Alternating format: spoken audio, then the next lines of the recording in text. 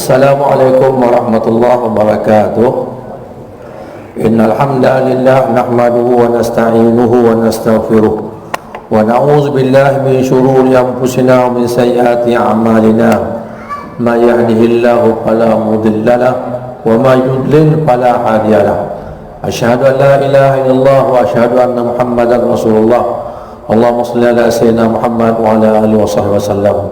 Sedangkan muslimin muslimah dan rahmati Allah Subhanahu wa taala sekalian, mari sama-sama kita menghafalkan syukur dan puji kita setinggi-tingginya kepada Allah Subhanahu wa taala, kerana hanya dengan limpah kurnia taufik hidayah inayah tuan-tuan perempuan dalam hamba-Nya di permukaan bumi ini dipilih oleh Allah taala untuk berada dalam Masjid Surau Al-Aziz ini, dan baru saja sebentar kita dapat melaksanakan salat fardhu maghrib kita berjemaah. Mudah-mudahan kita telah melakukan sebaik-baiknya dengan sempurna, dengan khusyuknya, dan memelihara segala perkara berkaitan dengan salat tersebut. Kerana bagi mereka yang khusyuk dalam sembahyang, Allah Ta'ala berfirman, qad aflahal mu'minun alladzina hum fi salatihim khashi'un. Mendapat kemenanganlah, mendapat kejayaanlah bagi orang-orang yang bila mana orang-orang mukmin itu bila mana mereka sembahyang dalam keadaan yang khusyuk. Jadi kalau kita nak dapat kejayaan dan dapat kemenangan, mestilah tiap-tiap sembahyang yang kita lakukan itu kita usahakan supaya kita benar-benar khusyuk. Seterusnya juga bagi orang yang memelihara sembahyang, Allah Ta'ala pula mengingatkan, walladzina hum ala salawatihim yuhafizun ulaika humul warisun alladzina yarisuna al-firdaus hum fiha khalidun. Iaitu orang-orang yang memelihara sembahyang mereka itu Allah Ta'ala akan wariskan kepada mereka, ataupun Allah Ta'ala akan pesakakan kepada mereka apa dia, syurga Firdaus, syurga yang setinggi-tinggi syurga, yang mereka tidak akan keluar daripada syurga Firdaus itu. Yang syurga Firdaus itu ya syurga yang letaknya di bawah arsy Allah Azza wa Jalla. Dan kita akan dapat melihat Allah Ta'ala pada setiap pagi dan setiap petang melebihi daripada orang-orang yang duduk di syurga yang lain. Mudah-mudahan tuan-tuan kita usahakan benar-benar sembahyang ini kita jaga kekhusyukan, kita pelihara dengan maksud kita sembahyang pelihara itu, kita sembahyang di awal waktu, kita sembahyang berjemaah, kita tuntut ilmu berkaitan dengan sembahyang. Kerana Nabi mengingatkan kepada kita, sallu kama ra'aitumuni usalli, sembahyanglah kamu seperti mana kamu lihat aku sembahyang. Kita tak lihatlah Nabi sembahyang, kerana Nabi telah kita telah ditinggalkan. Nabi telah wafat lebih daripada 1400, sekarang 1445 tahun. Itu waktu Nabi berhijrah, tambah lagi 53 tahun. Bayangkan tuan-tuan, dah begitu lama. Jadi ilmu-ilmu berkaitan dengan sembahyang ada pada sahabat Nabi, diturunkan kepada tabi'in, turunkan kepada tabi'in, turun lagi kepada ulama-ulama sampailah pada hari ini. Maka nak tak nak, mau tak mau, kita kalau nak ibadat mesti dengan ilmu pengetahuan. Bila kita beribadat, khususnya sembahyang dengan ilmu pengetahuan, kita akan mendapat ganjaran yang melebihi daripada orang-orang yang tidak berpengetahuan dalam hal melakukan amal ibadat. Baik, pada malam ini tuan-tuan, saya nak perkenalkan satu kitab yang akan sama dengan kitab Indahnya Salat Berjamaah. Tetapi kitab itu tidak lagi dicetak. Saya baru lagi menghubungi kerana pihak surau ada berkenalkan kitab itu, tapi dah tak ada kerana dia telah mencetak kitab yang baru tapi belum keluar lagi. Tapi di surau ini kerana kita dah baca, tapi saya akan perkenalkan satu kitab yang akan sama dengan itu, iaitu Salat Berjamaah serta panduan imam dan makmum. Kalau surau ini memiliki juga bagus, kalau tuan-tuan pun nak memiliki juga bagus, insya-Allah kita akan baca dari masa ke semasa. Nampaknya tebal, tapi insya-Allah sama-sama kita tekuni, sama-sama kita bincang, sama-sama kita uraikan, mudah-mudahan kita dapat manfaat daripadanya. Harganya mungkin agak mahal juga, tapi bawah pada RM100 lah, mungkin 80 ke 90. Ada surau yang telah order banyak juga, tempat yang saya ada kuliah tu. Tapi setengahnya tu dia kata tak ada habis bekalan. Di kedainya saya tak pasti kedai mana yang ada jual, tapi kalau kita buat online, insya-Allah kita akan dapat kitabnya. Tapi dia yang ini kitab Indahnya Salat Berjamaah itu tulisan Rumi, tapi kitab Salat Berjamaah serta panduan imam dan makmum ini dia tulisan Jawi. Yang lama tu dia menulis kitab ini, dia sama juga kandungan, tapi nama kitabnya Hukum Hakam, kitab Hukum Hakam, kitab Salat Berjamaah serta panduan imam dan makmum. Kita membicarakan ini tuan-tuan daripada awal, mudah-mudahan nanti kita sambung-sambung di masa ke semasa untuk menguraikan hal berkaitan salat berjamaah ini. Saya nak mulakan pada malam ini dengan tidak melengahkan masa lagi, iaitu kita masuk kepada yang pertama babnya.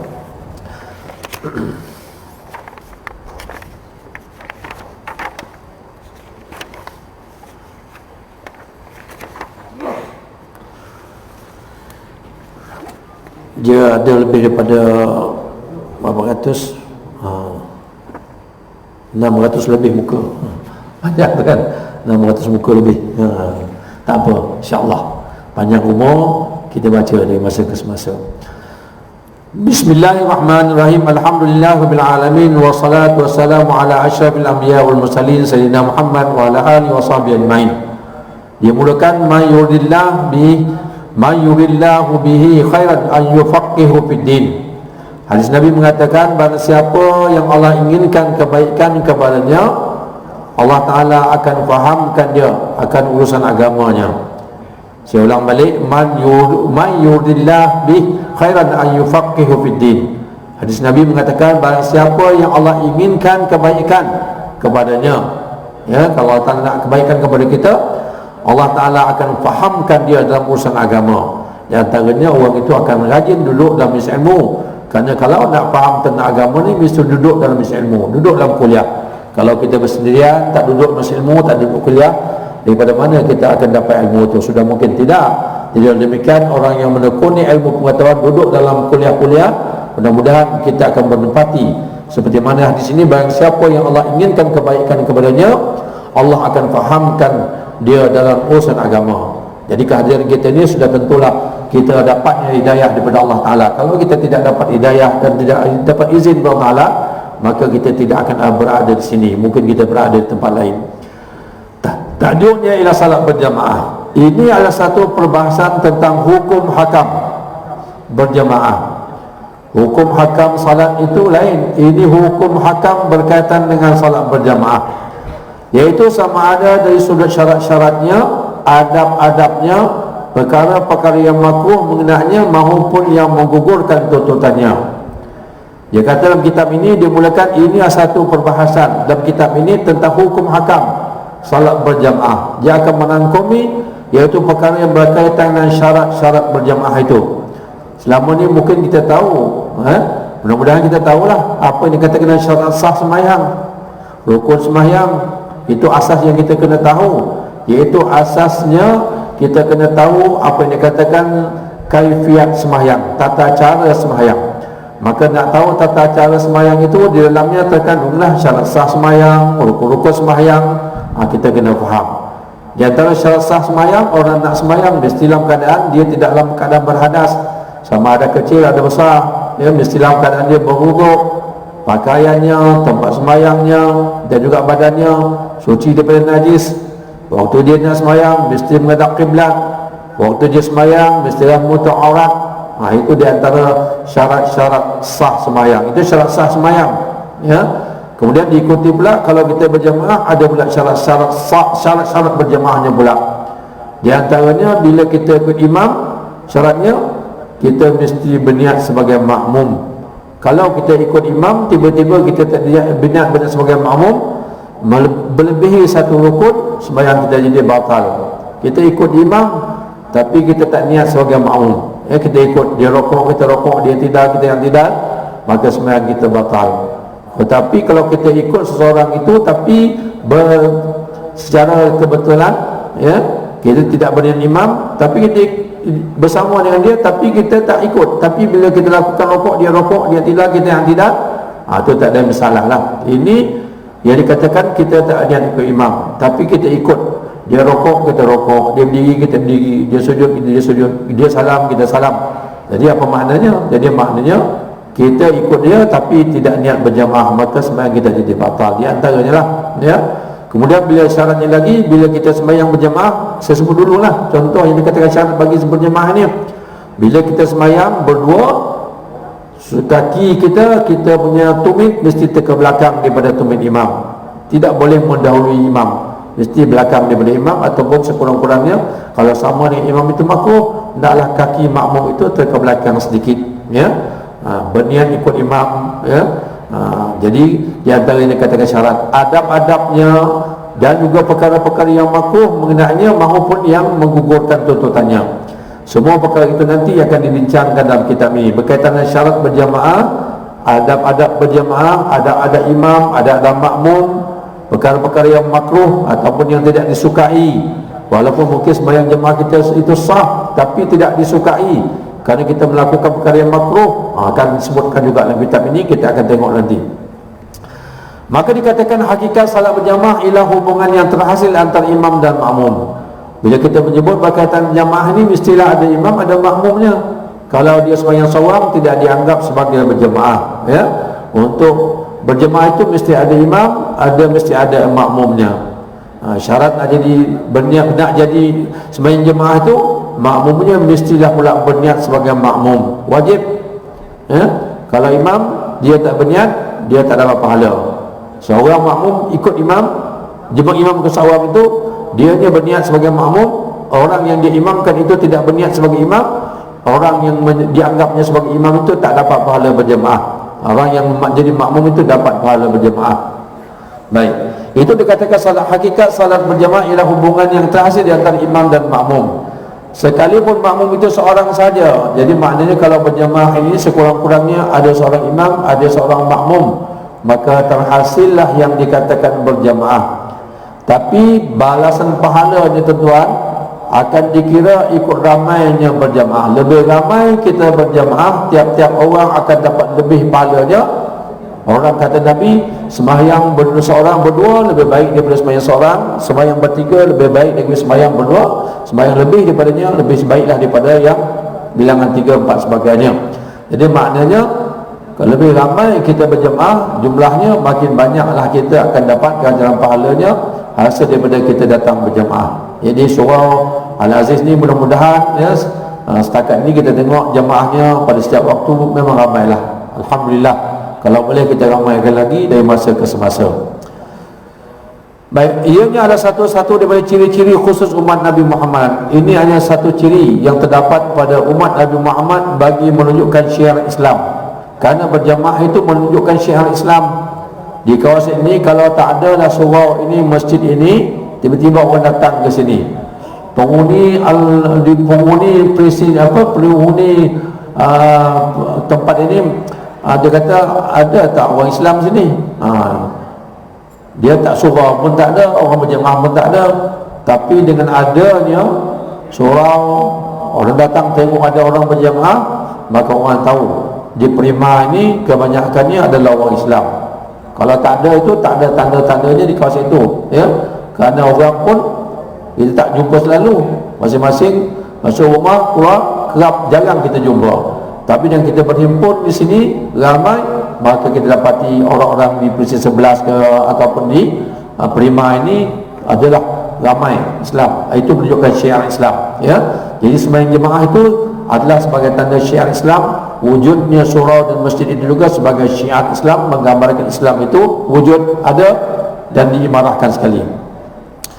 Ianya adalah salah satu dari ciri-ciri khusus umat Nabi Muhammad, sebagaimana salat Jumaat, salat dua hari raya, salat gerhana dan salat minta hujan. Jadi kalau sembahyang fardu yang 5 waktu itu hukumnya dalam mazhab Imam Syafi'i ialah fardu kifayah. Walau fardu kifayah ini di suatu tempat itu dikendaki kita ada orang mendirikan salat berjamaah. Kalau sekiranya tak ada, maka seluruh kawasan itu akan menerima dosa. Dosanya apa? Dosa besar. Sebabnya apa? Sebabnya fardu. Bila kita meninggalkan satu perkara fardu ni, hukumnya adalah hukumnya dosa besar. Jadi kalau dah ada didirikan jamaah, walaupun didirikan oleh seorang imam, seorang makmum, contohnya di surau ini, maka orang-orang di persekitaran itu tidaklah menanggung dosa, tapi hanya menanggung rugi besar. Rugi besar kenapa? Kerana kita sedia maklum bahawa sembahyang berjamaah itu pahalanya begitu besar sekali, ya. Begitu banyak, begitu besar, seperti pernah yang saya ceritakan kuliah-kuliah kita yang lalu kan. Begitu besar ganjaran pahalanya bagi orang yang berjamaah. Dia hanya pegang, kalau orang dah ada berjamaah, aku tak berdosa sebab fardu kifayah. Ya, dia tak berdosa tapi dia rugi.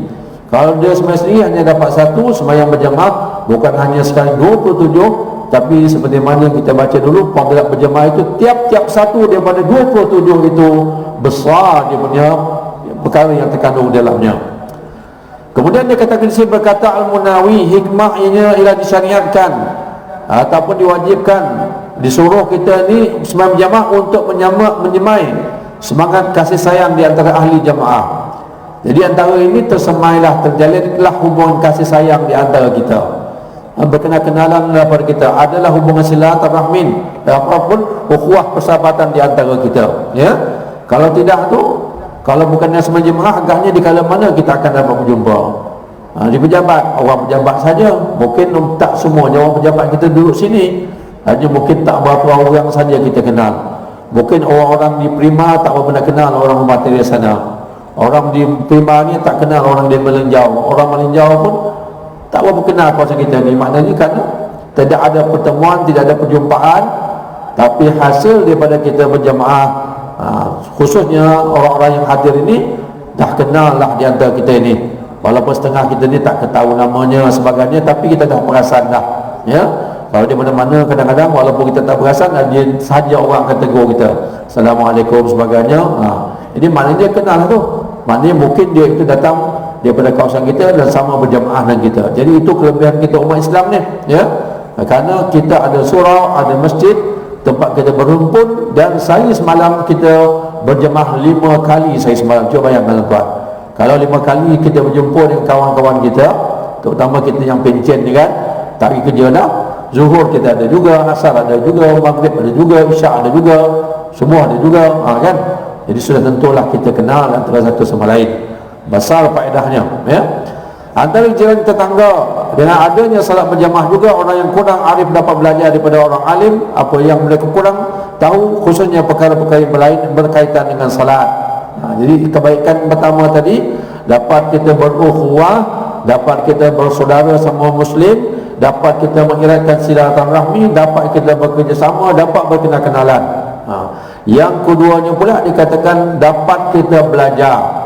Kerana kita kalau disuruh semayang sendiri dia di rumah, agaknya bila kita akan dapat belajar? Ya, tak ada.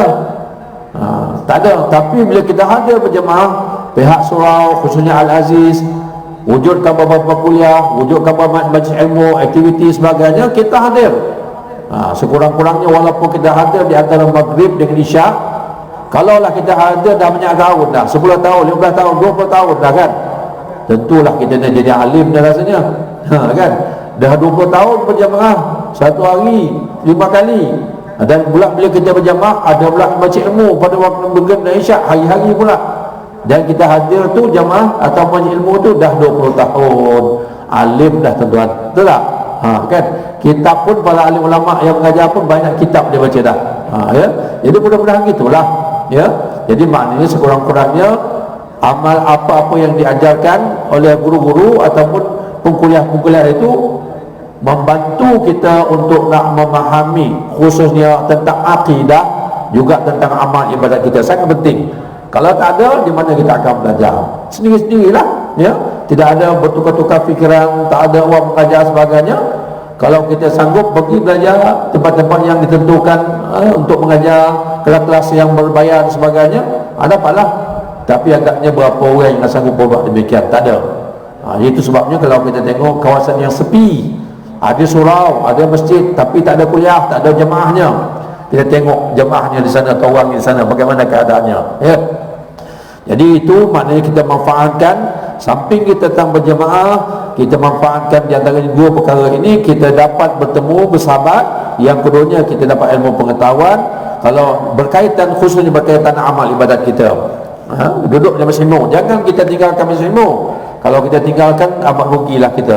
Di samping pahalanya, dia juga memperbetulkan amal ibadat kita. Ilmu itu wajib dituntut oleh sekian muslimin dan muslimat. Sebagaimana kita tahu martabat manusia berbeza dari sudut nilai ibadat mereka. Oleh itu dia mengerjakan salat secara berjamaah, kekurangan yang ada pada mereka yang kurang nilai salatnya dapat ditampung dan daripada kelebihan pahala salat mereka yang lebih nilainya. Itu kebaikan agama kita. Iaitu kalaulah kita ni dah berusaha dah, tapi nilai sembahyang kita kuranglah sedikit, mungkin orang ini khusyuknya sempurna, khusyuk kita ni kurang sempurna dengan sembahyang tertentu, Tapi dikatakan dalam kitab ini kekurangan yang ada pada mereka yang kurang nilai salatnya, bukan dia kurang khusyuk, bukan batal, tak, dapat ditampung dari kelebihan pahala, dari segi pahala salat mereka yang lebih nilai salatnya, maka dengan itu sempurnalah salatnya. Bukanlah yang paling sempurna itu imam. Siapa juga mungkin dalam surau, kalau dalam konteks surau kita, siapa yang paling sempurna? Bukan tuan kan? Maka orang yang paling tinggi itu, maka orang yang rendah pun dapat bersama dengan dia. Oleh kerana apa? Oleh kerana dia menjadi ahli jamaah itu, maka kita menumpang akan kebaikan ataupun besarnya pahala yang didapati oleh seorang itu dalam jemaah tersebut. Itu kebaikannya juga. Kalau kita sembahyang seorang dahlah satu, tak khusyuk pula, itu Nabi kata ada orang dapat 1/10, 2/10, 3/10, kurang, ya. Ada yang dapat 0/10 pun ada, sehingga Allah Ta'ala terpelak bahawa sembahyang dia tidak sempurna. Allah Ta'ala campakkan balik pada muka pelakunya. Mudah-mudahan tidak berlakulah yang demikian kepada orang yang sembahyang berjemaah. Kemudian dapat ditampung di kelebihan pahala salat berjemaah mereka, maka dengan itu sempurnalah salat mereka. Terdapat beberapa buah hadis yang menerangkan kelebihan salat berjemaah, di antaranya ialah hadis yang berikut. Ini hadis yang kerap kita baca. Mudah-mudahan yang kerap kita baca ini tertanamlah semangat kita untuk nak bersama jemaah. An Abdullah bin Umar anna Rasulullah sallallahu alaihi wasallam qala salatul jamaati tafdhulu salatal fajr bi 27 darajah. Riwayat Bukhari. Dari Abdullah bin Umar bahawa Rasulullah SAW sabda salat berjamaah itu melebihi fadilat salat bersendirian dengan 27 derajat. Seperti yang disebut tadi, dan dulu saya pun dah terangkan, daripada 27 tu tak banyak, baru 3-4 pun kan saya sebut kan. Yang lain tuan-tuan boleh carilah betapa besarnya tiap-tiap sesuatu. Satu tu, contohnya saya buat satu dalam kitab ini sebutkan. Terdapat beberapa buah hadis lain mengenai kelebihan salat berjamaah, iaitu seperti hadis yang diriwayatkan oleh At-Tabrani berikut. An Anas bin Malik an Anas radhiyallahu anhu qala qala sallallahu alaihi wasallam man masya ila salatul maktubah fil jamaah fahiya hajjatin wa man masya ila salatat tatawwu'in kahiya ka'ufratin nafilah. Daripada Anas radhiyallahu, katanya siapa yang berjalan menuju salat fardu berjamaah, macam fardu subuh, zuhur, asar, maghrib, isyak, solat fardu tu. Ada juga sembahyang sunat berjamaah, sembahyang sunat hari raya setahun 2 kali, sembahyang sunat minta hujan tak pernah berlaku lagi, tak pernah buat lagi. Sembahyang gerhana, bila berlaku gerhana mungkinlah ada kita buat kan. Sembahyang istisqa ni pernah buat? Tak pernah buat kan? Tak pernah buat. Tapi kalau kita pergi ke Mekah, tanah perabasi semua tu, di kerap kemarau yang panjang kan, ada kalanya mereka akan melakukan salat sunat istisqa minta hujan. Jadi kita ni itu disunatkan berjamaah, itu sunat berjamaah. Yang ini fardu, ini hukumnya fardu kifayah, ya. Maka daripada Anas bin Malik berkata, siapa yang berjalan menuju salat fardu berjamaah, maka ia mendapat pahala seperti pahala haji, pahala haji yang sempurna. Dikatakan pahala haji yang sempurna, pahala haji yang macam mana? Haji yang mabrur. Apa dia ganjaran pahala haji yang mabrur? Maka pembalasan haji mabrur dia haji mereka akan dimasukkan syurga. Allah, tuan-tuan, sekali kita pergi untuk solat fardu, diberi ganjaran kepada kita seperti kita pergi mengerjakan haji. Mengerjakan haji lamanya 2 minggu, sebulan. Cuba bayangkan tuan-tuan, dalam tempoh itu kita pergi itu, pahalanya kalau kita jemaah solat fardu kita dapat pahala itu, ya. Jadi maknanya bukan dia menggantikan haji, pahalanya begitu besar bagi amal fardu yang kita lakukan. Allah Ta'ala anugerahkan. Allah Ta'ala menilai pahala ni tuan-tuan, seperti yang mana hadis dan Allah Ta'ala beritahu dalam Quran sana, Allah Ta'ala akan menilai pahala amal kebajikan yang kita buat, sekali pun kebajikan yang kita buat itu sebesar biji sawi. Kena ingat ni, kadang-kadang kita banyak tak kisah hal kebaikan kebajikan ni, apa dia hal kebajikan yang kita boleh buat, walaupun kebajikan kita buat itu sebesar biji sawi.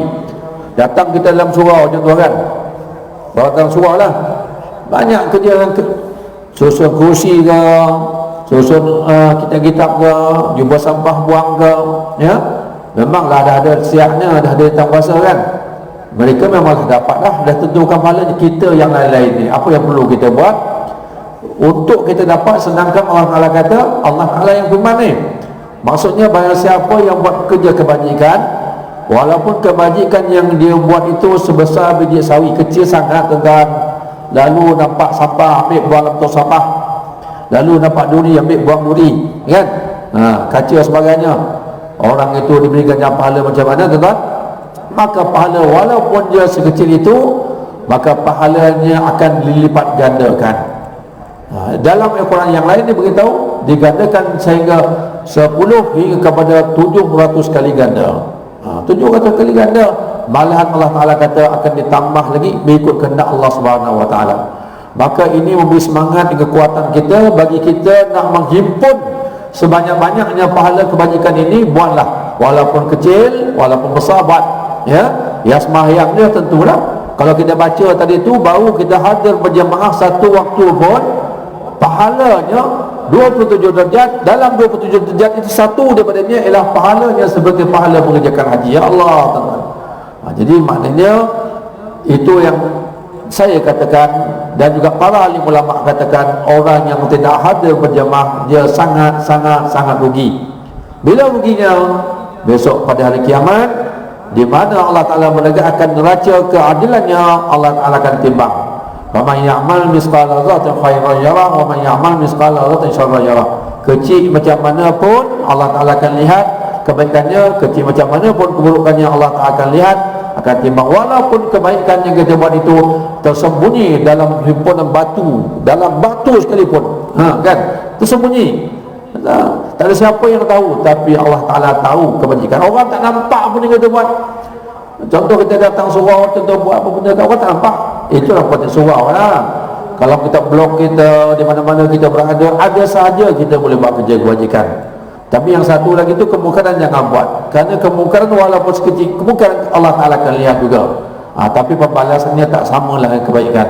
Ya, orang buat jahat satu dia balas satu, orang buat baik satu 10 hingga 700 kali ganda. Begitulah Allah Ta'ala itu kasih sayangnya kepada hamba. Jadi jangan tak datang jemaah, rugi yang tak mau rugi. Ya, saya kata baru satu tadi daripada 27 derajat. Baik, dia katakan daripada Anas berkata, siapa yang berjalan menuju salat fardu jemaah maka ia mendapat pahala seperti pahala haji. Dan siapa yang berjalan menuju salat berjemaah sunat, ya sunat tak banyaklah. Sembahyang sunatnya tuan-tuan, yang sunat berjemaahnya ialah sembahyang hari raya 2 tu, sembahyang istisqa, sembahyang minta hujan, sembahyang kusuf gerhana. Yang lain ni sembahyang hajat, sembahyang witir, maksud tarawih juga lah. Ia disunatkan berjemaah. Sembahyang witir pada waktu malam, sembahyang apa lagi? Sembahyang kita qabliyah, ba'diyah. Sembahyang apa lagi? Sembahyang tahiyatul masjid, sembahyang sunat lepas berwuduk. Semua sembahyang sunat yang lebih daripada 20-30 itu tuan-tuan, dia bukanlah tidak disunatkan berjamaah.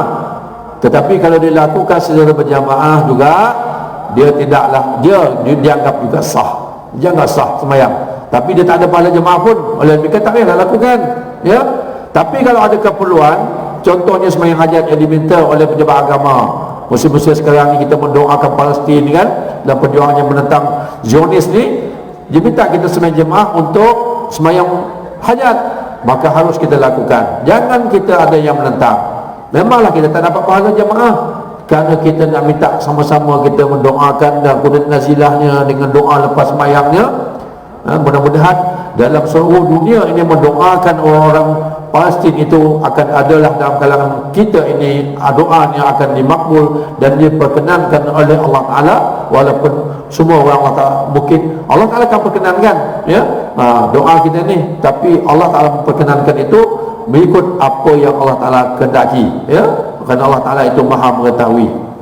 Baik, itu berkaitan dengan ganjaran baik pahala. Jadi jangan kita sembahyang ini tak sama dengan sebesar biji sawi. Saya kata tadi tu, tapi sembahyang ini sangat besarlah pahalanya. Lebih-lebih lagi bila mana kita lakukan secara berjemaah. Dia wajib, kita tak buat tak berdosa, tapi bila dapat buat pula, rupanya Allah Ta'ala akan beri ganjaran yang besar. Allah Ta'ala nak bagi kita ganjaran besar tu dan suruh kita buat, sehingga Allah Ta'ala wajibkan. Tapi yang sunat itu, oleh kerana yang 5 itu pun kita ada manusia yang tak larat, Allah Ta'ala dah bagi kita dah 50. Tapi oleh kerana Nabi Musa menasihatkan tak larat nanti sebagainya, tapi kalau Allah Ta'ala pula dalam kasih sayangnya, walaupun 50 waktu, tetapi dikurangkan kepada 5 waktu, pahala ganjarannya Allah Ta'ala gandakan seperti mana kita buat 50 waktu, ya. Selain itu terdapat hadis yang lain diriwayatkan oleh Imam Al-Tirmizi seperti Anas bin Anas radhiyallahu anhu qala Rasulullah sallallahu alaihi wasallam man shalla 40 yawman jama'atin yudrik at-takbiratul ula kutiba lahu bara'atun min nar wa bara'atun min nifaq. Daripada Anas radhiyallahu anhu katanya Rasulullah sallallahu alaihi wasallam bersabda, sesiapa salat 40 hari bersama jemaah, tiap waktu dia keluar berjemaah, maka dia apabila mana dia mendapat at-takbir ula, takbir Allahu Akbar, membuat Allahu Akbar 40 hari, ya, sebulan lebih lah, 10 hari lebih kurang, dituliskan atau ditetapkan baginya 2 pelepasan. Dia akan dapat 2 pelepasan, ya. Pelepasan pertama, pelepasan daripada neraka. Itulah pelepasan yang paling besar, tuan-tuan. Lepas daripada azab api neraka, kita ambil ni satu daripadanya, ya. Buat 40 hari itu betul-betul adalah pegangan kita, adalah simpanan tetap kita yang ini kita buat, kan. Yang lain tu banyak juga anjuran-anjuran yang lain yang boleh menyebabkan kita masuk syurga, semuanya kita buat, ya. Mudah-mudahan nanti Allah Ta'ala akan pilih kita benar-benar menjadi ahli syurga. Kerana ini hadis Nabi mengatakan tadi itu, barang siapa dapat takbir, maka kita tu jangan jadi masbuk, jadi yang muafiq. Muafiq imam takbir kita Allahu Akbar, macam tu, cepat, jangan lewatkan. Tapi banyaklah dalam kalangan kita jemaah di mana-mana tempat saya tengok suka melewat-lewatkan. Imam dah seru dah, imam ni tiap-tiap kali sembahyang agaknya dia malas nak buat dah. Ada setengah imam tu dia tunggu juga, setengah tu dia ada juga yang beletirnya, ada juga kan, tunggu dia sambil dah, sehingga dia buat pula sedikit tazkirah sebelum kata takbir, kan, tak berapa baik juga kan.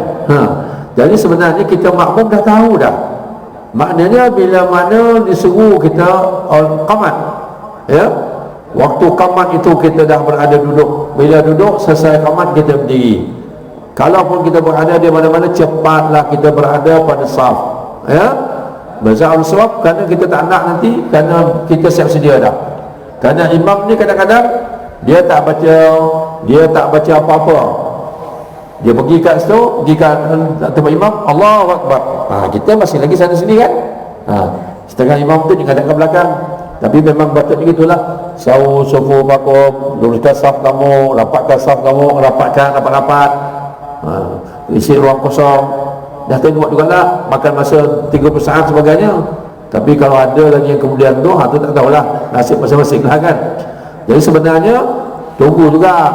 Tapi kalau ikut Nabi dulu, dia pergi tu susun setiap baris kalau dia tak berhati lagi. Tapi kita zaman ni memang kita tak buat begitu. Tapi sama-sama kita dah ada ilmu pengetahuan, jangan kita buang. Apa tu saya kata, kebajikan kita buat sekecil mana Allah Ta'ala akan nilai besar, ya? Contoh kita keluar daripada rumah, menjawab azan, menjawab kita punya tamat, doa sebagainya, masuk pintu baca doa, kan dah beritahu doi kan, jangan kita lalai lagi. Bila kita dah ada ilmu, kita beramal. Jangan kita ada ilmu tak nak beramal, rugi kita. Sekarang banyak ada rasanya kita dapat perkataan jemaah ni, kita beramal, ya. Bila diikat jemaah, imam bila kata Allahu Akbar, Allah, kita dah sedia dah, la ilaha illallah, lalu kita pantas berdiri, maknanya kita dah ada, kita luruskan saf rapat-rapat. Imam, kadang imam dia tak baca niat, dia tak baca lafaz niat pun, Allahu Akbar, kan. Kita pula masih tergial usalli dah lambat dah, rugilah kita. Sebetulnya kalau nak usalli kita, imam ni dia tak baca lafaz niat, kita nak baca, kita usalli fardhu zuhri 4 rakaatin ada momen letak imam Allahu Akbar, Allahu Akbar, ya, jangan kita lewat-lewatkan. Cuma jangan bertindih lah, jangan terlalu nak cepat nanti berlaku pula bersama dengan imam. Biarkan Allahu Akbar, Allahu Akbar, betul macam tu, ya. Harap itulah. Jadi kelebihannya 40 hari. Sahabat-sahabat kita yang masuk tabligh kan, saya rasa ini selalu dia dapat ni. Di antaranya kalau dia keluar 40 hari, mantap lah 40 hari. Kalau 3 bulan dia keluar 40 hari kan, 3 bulan, kalau 3 bulan tu dapat berapa kali tu, 3 bulan 90 hari kan, 40 hari 80 hari, 2 kali. Saya rasa mereka takkan tinggal lah berjemaah kan dekat waktu kan. Kalau kita tak pergi macam tu pun kita boleh lakukan, ya, boleh lakukan. Walaupun kita berada di mana-mana, orang berjamaah ni mana-mana pun berada. Maka kita sana lah berjamaah lah. Tak mestinya kita nak duduk di Prima ni terus nak berjamaah sini 40 hari. Tak, pergi kita balik kampung, berjamaah kita di kampung. Nilai jamaah salafus saleh. Mari kita tengok sikit. Dah baca dulu. Tapi kitab ini ialah mana-mana kitab pun akan ada juga perkara yang sama ya. Dalam kitab Al-Minhu As-Saniyah Al-Wasiyah Al-Mabtulah oleh Al-Qutub Asy-Sya'rani mengatakan mereka yang hidup sepanjang 3 kurun pertama dikenali sebagai generasi salafus saleh. 300 tahun lepas kewafatan Nabi itu dikatakan salafus saleh, yang beranggapan bahawa tidak dapat mereka salat secara jemaah itu adalah seperti ditimpa suatu musibah. Ya Allah tuan-tuan, wafat dah Nabi, wafat dah sahabat, ya dah 300 tahun. Sahabat apa yang ada hidup 300 tahun? Tak ada lah. Sahabat pun tak ada dah. Maka 300 tahun lepas daripada wafatnya Nabi itu dinamakan zaman salafus saleh. Mereka sangat kuat, sangat mantap hal berkaitan dengan salat berjamaah. Bukan salat je, salat berjamaah. Ya, kalaulah mereka tak dapat hadir berjamaah, tuan-tuan, mereka anggap mereka telah ditimpa dengan musibah ataupun keburukan. Ada tak sifat itu pada kita? Ada tak perasaan itu pada kita? Ya. Jadi mereka Islam sama juga dengan kita. Mereka Islam, tapi untungnya dia itu mungkin masanya dekat dengan Rasulullah. Ya. Kita ni dekat ke jauh ke, kita pegang yang sama juga. Jadi maknanya mudah-mudahan adalah, kalau tak semua pun kita berpegang dengan dengan kekuatan ini, bahawa kita anggap bila kita tak dapat menunaikan salat berjamaah itu satu musibah lah bagi kita, satu keburukan ya. Sebagai contoh, satu ketika seorang lelaki pergi ke kebun kurma. Bila dia pulang dapati orang ramai sudah selesai menunaikan salat asar secara berjamaah. Lantas ia mengatakan inna lillahi wa inna ilaihi rajiun. Kita gunakan ini untuk orang mati je. Ataupun kita ada dengar kemalangan inna lillahi wa inna rajiun. Jatuhnya gelas pecah, inna lillahi wa inna rajiun. Tak apalah. Tapi ini dalam zaman itu, bila mana mereka tak dapat berjamaah, ada satu contoh, suatu ketika seorang lelaki pergi ke kebun kurma. Dia sibuk macam kita juga. Bila pulang dapatinya orang ramai sudah selesai mereka salat asar secara berjamaah. Lantas ia mengatakan inna lillahi wa inna ilaihi rajiun. Malang sangatlah dia maknanya. Dia kata telah luputlah dariku salat berjamaah, maka dengan itu bersaksilah kamu semua. Dengarlah sini tuan-tuan, perempuan, tuan-tuan lah, ada perempuannya. Sungguhnya kebun kurma aku sedekahkan kepada fakir miskin. Tak tahulah berapa luas kebun kurmanya. Zaman dulu memang luas kan, sehingga sanggup dia menginfakkan kebun kurmanya tadi itu, dengan sebab bila mana dia balik, dia kata sudah selesai dengan salat asar berjamaah. Walhal kalau dia nak berjamaah boleh je. Lah ramai-ramai itu, marilah aku, tolong aku dah sembahyang berjamaah ni. Orang-orang yang sama berjamaah datang sekali, kaya sekali itu, marilah aku temankan kau jadi jamaah sama, masih dapat pahala berjamaah. Ya, bolehlah kalau orang rakan-rakan kita terkemudian kan. Kita dah sembahyang jamaah ramai, tiba-tiba dia masuk, Allah, dia kata aku seorang je, tengok kawan lain tak ada. Orang yang berjamaah tadi itu boleh sembahyang jamaah dengan dia lagi sekali. Bukan percuma kita temankan dia jadi berjamaah tu, kita dapat pahala juga, pahala sembahyang sunat. Tapi niatnya sama seperti tu. Kalau zuhur macam yang pertama tu, sholli fardhu zuhri al-ma'arakaatin, ada imam atau makmuman. Bila kita sembahyang dengan dia, tak kiralah dia jadi imam ke, kita jadi makmum, ataupun kita jadi imam, dia jadi makmum. Ada dua tu boleh. Cubalah, itu ada keinginan, perasaan, kita tolong menolong bila mana ada sahabat kita yang tak dapat berjamaah. Maka ini ada tak terjadi, wallahu alam lah. Kalau boleh cuba kita laksanakan, kerana itu ada satu yang terbaik ya, untuk kita lakukan. Kerana kadang-kadang ada kalanya juga kita tak dapat berjamaah. Jadi kita gunakan azan dulu, insya-Allah. Lepas tu kita sambung sikit lagi.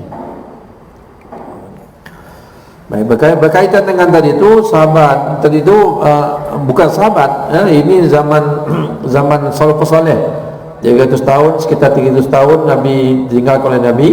Begitu kuat mereka menjaga sembahyang jamaah, sehingga bila mana mereka tidak dapat hadir, mereka ya terlewat, mereka akan mengucapkan inna lillahi wa inna rajiun. Dan ada juga yang terlewat kerana apa tadi itu? Kerana lewat, kerana berada di kebun kurmanya, tengok balik orang dah bersorai, maka dia sedekahkan kebun kurmanya kepada kepada fakir miskin, ya. Kemudian kalau kita tengok juga bagaimana berlaku kepada Abdurrahman bin Auf, bila mana dia terlewat haji, dia bukan tak dapat jemaah dapat, tapi dia lewat, dia tak dapat takbir ula itu, ya, bersama imam, oleh kerana menunggu kedatangan apa dia punya barangan perniagaan yang baru sampai. Lewatlah. Tiba-tiba bila mana berlaku begitu, maka segala barangan yang dia dengan unta-untanya sekali habis diinfakkannya. Bagaimana pula pengakuan daripada Abu Umamah Al-Bahili, itu sama Rasulullah lah, ya, bila mana kehilangan untanya 400 ekor unta bersama dengan hamba sayanya 40 orang, bertemu dengan Nabi syukur. Nabi kata, kenapa kau syukur? Dia menceritakan kehilangan unta dan juga apa tu kehilangan dia punya dicuri, dia punya disamun, termasuk dia punya hambanya sekali. Kata Nabi, aku ingat kau ni syukur kerana kau tak dapat takbir ihram, ya, terlewat takbir ihram bersama dengan imam. Kata Abu Ma'al Baili, dia kata kalau aku terlewat takbir ihram bersama dengan imam, tak sama nilainya terlewat itu dengan nilai walaupun seluruh bumi ini unta tu banyaknya hilang, tak sama nilainya. Tengok yang tuan, ya. Begitu mereka membandingkan kebaikan ataupun kerugian yang akan dialami oleh mereka bila mana mereka itu bukan tak dapat sama berjemaah, malah tak dapat takbir bersama dengan imam di permulaan itu pun mereka anggap satu kerugian yang besar. Kisah yang lain pula, satu ketika Abdullah bin Umar telah luput darinya salat isyak berjemaah, isyak. Maka dengan itu ia telah mengulang salat isyak sepanjang malam sehingga terbit fajar, bertujuan untuk menampung kekurangan pahala yang tidak diperolehi akibat tertinggal salat berjemaah, ya. Bukan dia tak sembahyang, cuma tak bila mana dia kata luput salat berjemaah, dia balik ke rumah ulang sembahyang isyak sepanjang malam, ulang. Kita jangan kena ulang sembahyang kita, mungkin setengah kita qada pun kita tak buat lagi. Dia ni tak berjemaah tadi, balik ke rumah sepanjang malam, agaknya ke sepanjang malam tu dia ulang sembahyang isyak tadi tu, agaknya berapa kali sembahyang dia akan dapat, ya? Maka itu dia telah mengulang salat isyak sepanjang malam sehingga terbit fajar, masuk waktu subuh lah, bertujuan untuk menampung kekurangan pahala yang tidak diperolehi akibat tertinggal salat berjemaah. Daripada Allah bin Umar Qawariri rahimahullah ta'ala, beliau berkata, aku tidak pernah luput salat jemaah. Pada suatu malam aku datang ke tetamu dengan sebab sibuk melayannya, aku tidak dapat salat isyak berjemaah di masjid. Kemudian aku pergi juga ke masjid untuk salat berjemaah, tapi setibanya aku di sana, aku dapati masjid sudah dikunci. Kemudian aku pulang ke rumah dengan perasaan sungguh sedih. Aku berkata pada diriku, dalam hadis Rasulullah SAW, inna salatal jamaahati tazidu ala salatil fajri sab'an wa ishrina. Jadi dia teringat akan hadis Nabi ini, semuanya salat jamaah itu lebih salat seorang diri dengan 27 derajat, maka dengan itu aku pun salatlah sebanyak 27 kali pada malam tu, ya. Kemudian bangun dia tidur. Apa berlaku? Dalam tidurnya aku bermimpi, aku lihat diriku menunggang kuda bersama-sama orang kampung dan mereka berada di hadapanku. Aku maju ke kudaku, aku memacu kudaku di belakang mereka, tapi aku tidak dapat mengejar mereka. Salah seorang daripada mereka berpaling ke arahku dan berkata, engkau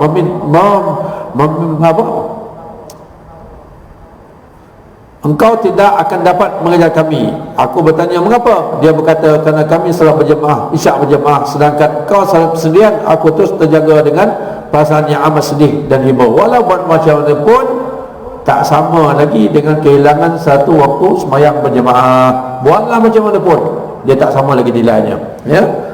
Jadi jangan kita cuailah, abaikan dengan mudah sembahyang jemaah, satu anugerah daripada Allah Ta'ala. Dan akhirnya tuan-tuan, setengah ulama salaf berpendapat bahawa seorang yang tidak akan terluput salat berjemaah melainkan dosa-dosa yang telah dilakukannya. Jadi ada ulama salaf berpendapat bahawa mereka yang luput daripada salat jemaah ini melainkan disebabkan mereka menanggung dosa yang dilakukannya, menyebabkan dia itu kurang keinginan, kesungguhan dia nak berjemaah, kerana dia belenggu oleh dosa yang dia tanggung. Ya, pada umumnya masyarakat di zaman ini menganggap salat berjemaah adalah sesuatu yang amat penting dalam kehidupan mereka. Saya ulang balik, pada umumnya masyarakat di zaman itu, bukan zaman ini, zaman itu menganggap salat berjemaah itu adalah sesuatu yang amat penting dalam kehidupan mereka. Jika ada di antara mereka yang tidak dapat mereka salat berjemaah satu waktu pun, maka anggota masyarakat yang lain akan mengucapkan takziah. Takziah satu waktu ucapan takziah. Kita ucapkan takziah ni pada orang yang apa? Dalam keadaan yang kesedihan. Memanglah orang masa itu kalau dia tak dapat berjemaah dia rasa sedih. Bila sedih ucapkan takziah. Kepadanya berlanjutkan selama seminggu. Seminggu sekali waktu tak lama. Ada meriwayatkan walaupun hanya terlewat satu rakaat saja. Ada katakan walaupun satu rakaat pun dah diucapkan takziah kepadanya, kerana mereka itu sedang menangis kesedihan. Mereka juga akan mengucapkan takziah selama 3 hari betul-betul kepada siapa sahaja yang luput daripadanya tidak mendapat takbir pengulang. Mana takbir dah dia kemudian atau menjadi makmum yang masbuk, maka diucapkan kepadanya takziah juga selama 3 hari. Jumpa kawan takziah kan, pening juga kepala kan. Oleh itu hendaklah kita memahami sejauh mana kepentingan salat berjemaah itu.